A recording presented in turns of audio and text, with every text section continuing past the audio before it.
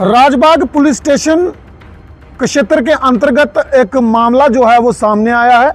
इस वक्त मेरे हाथ में एक एफआईआर की कॉपी है। इस एफआईआर में एक महिला ने उसके साथ दुष्कर्म के आरोप लगाए हैं। दसगे के मसला होया है पूरा मसला होया कुछ जंदी है काम करने जी। सवेरे गई है काम करने गई उनके घर उन्हें काम कुम किया हा।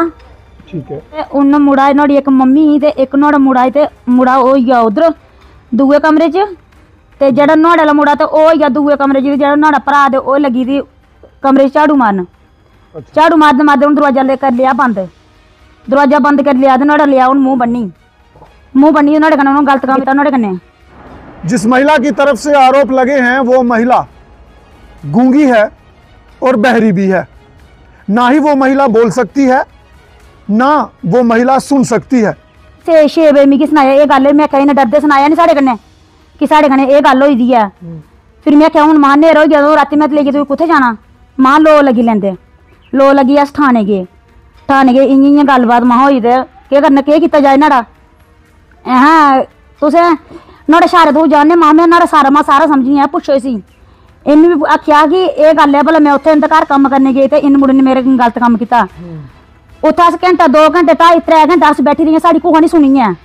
उसी पुलिस आह्लियै कीता फोन इ'यां एह् तेरे घर कम्म लगी दी ही ते एह् गल्लबात न्हाड़े कन्नै है झूठ है। एह् साढ़े घर अज्ज 3-4 दिन कम्म करदे आंदी नहीं साढ़े घर कम्म करनी है।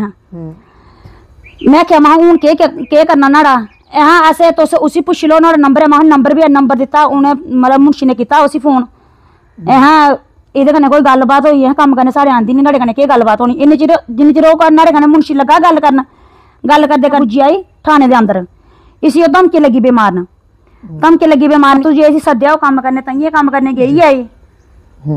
इन जिल्लै उत्थै ओह् करना मतलब उ'नें आखेआ हून मुंशी ने आखेआ मिगी मुंशी ने आखेआ कि एह् कन्नै सुनदी नहीं है मुंहे बोलदी नहीं है एह्दे सुनने सनाए पर उत्थे नहीं आना। मैं उन्हें इन्नी गल बोली आई कि जे साड़ी गरीबा दी सुनाई हन्नी है। जो आरोप इस एफआईआर कॉपी में लगाए गए हैं उसके अनुसार वो महिला एक जगह पर काम करती थी और वहां पर उस घर के ओनर जो लड़का है उसने उसके साथ ऐसा घिनौना काम जो है वो किया है।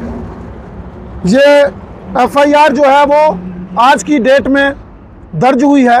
लेकिन जो उन्होंने कहा कि 26 तारीख को हम पुलिस स्टेशन राजबाग में गए थे।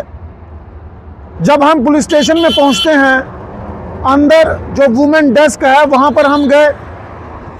वहां पर हमने अपनी आप बीती घटना जो पूरा मामला है वो सुनाया। तो वहां पर बैठी हुई 3 महिला कांस्टेबल में से किसी एक ने ग्रुप में से एक नंबर निकाला और वो नंबर उस शख्स की परिवार के एक सदस्य का था जो कि खुद भी जम्मू कश्मीर पुलिस में कार्यरत है। यानी कि जिस व्यक्ति पर इस घिनौने कुकर्म के इस मामले के आरोप हैं उसके परिवार में से किसी एक सदस्य को फोन किया जाता है और वो शख्स जिसे फोन गया था वो भी राजबाग थाने में कुछ ही देर में पहुंच जाता है और धमकाने का काम शुरू कर देता है। विक्टिम को थाने के अंदर ही धमकाया जाता है और वो विक्टिम 1.5-2 घंटे बैठने के बाद यहां से चले जाते हैं। कई सवाल जो हैं वो पुलिस की कार्यप्रणाली पर खड़े हो चुके हैं कि आखिर इतने सेंसिटिव केस में एफआईआर जो है वो उसी तारीख को क्यों दर्ज नहीं की गई। जो भी महिला पुलिसकर्मी वुमेन डेस्क में उस दिन बैठी थी उन्होंने इसकी रिपोर्ट थाना प्रभारी को क्यों नहीं दी कि हमारे पास ऐसा मामला जो है वो सामने आया है। इतना ही नहीं विक्टिम है उसके परिवार से 2 लेडी और आई थी साथ में। उन्होंने मामला पूरा अंदर सुनाया भी लेकिन उसके बावजूद भी ये मामला तब एसएचओ को नहीं बताया गया। और आज जब वो महिला यहाँ पर पहुंची यहाँ पर उन्होंने इस पूरे मामले को बताया। एसएसपी कठुआ मैं कहना चाहूँगा उन्होंने बाकमाल काम किया है। जब ये पूरा मामला एसएसपी कठुआ के पास पहुंचा सिर्फ एक फ़ोन कॉल की देरी थी कार्रवाई शुरू हो गई। एसडीपीओ बॉर्डर धीरज सिंह कटोच उनसे हमारी बातचीत हुई उन्होंने कहा शिकायत के आधार पर मामला जो है वो दर्ज कर लिया गया है और ये उसका साक्ष्य जो एविडेंस है कि मामला बीएनएस की धारा 64, बीएनएस की धारा 351 2 के तहत मामला जो है वो दर्ज हो चुका है।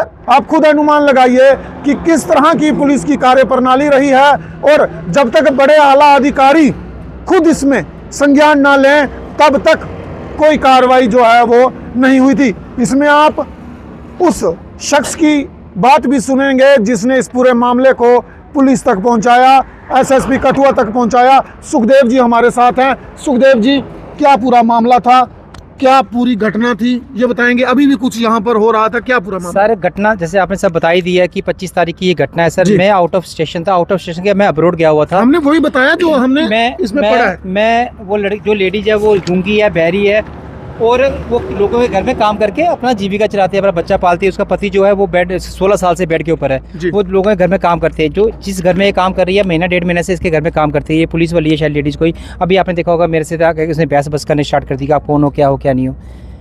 25 तारीख की वारदात हुई है। 26 तारीख को वो सारे यहाँ पर आए थे रिपोर्ट लिखाने के लिए। और कितनी नालायकी है पुलिस वालों की, जो लेडीज़ पुलिस वाली खास करके कहता हूँ, जिन्होंने बात सुनने के बावजूद और रेप की सुनने के बावजूद उन्होंने केस दर्ज नहीं किया।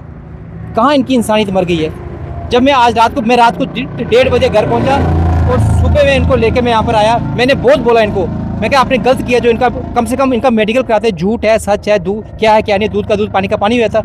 आज 5 दिन के बाद आप जा रहे हो मेडिकल कराने के लिए।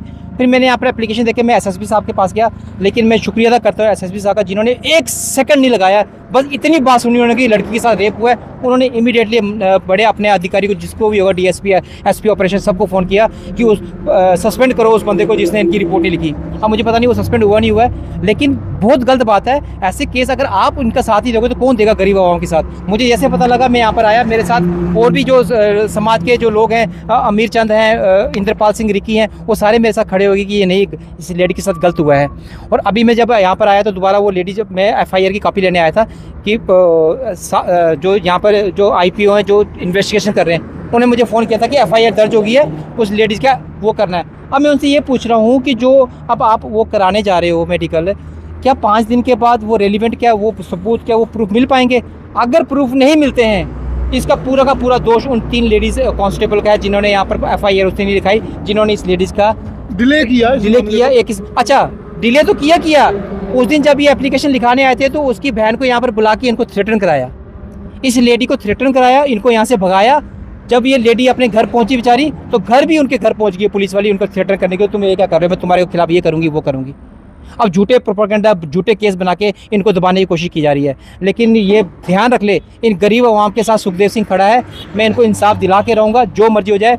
एसएसपी साहब, आपका बहुत बहुत शुक्रिया, जिन्होंने पहले ही स्टेप में एक बात सुनते ही इन्होंने इमीडिएट इसमें एक्शन किया। और उनकी उन्होंने जब यहाँ फ़ोन किया तो आज एफआईआर की कॉपी मेरे हाथ में आ गई है।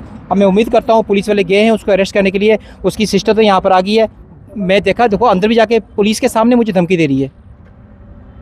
तो ये पुलिस को देखना पड़ेगा भी ये सब बातें। तो मैं चाहूँगा कि इसमें एक्शन जल्दी हो। तो आपने सुना कि किस तरह का ये पूरा मामला है। जिस पर आरोप है वो इन्फ्लुएंशियल लगता है, और जिन पर आरोप है उनमें से एक शख्स इस वक्त थाने के अंदर हैं। अगर कार्रवाई पर्याप्त ना हुई, कई तरह के सवाल पुलिस प्रशासन पर भी खड़े हो जाएंगे।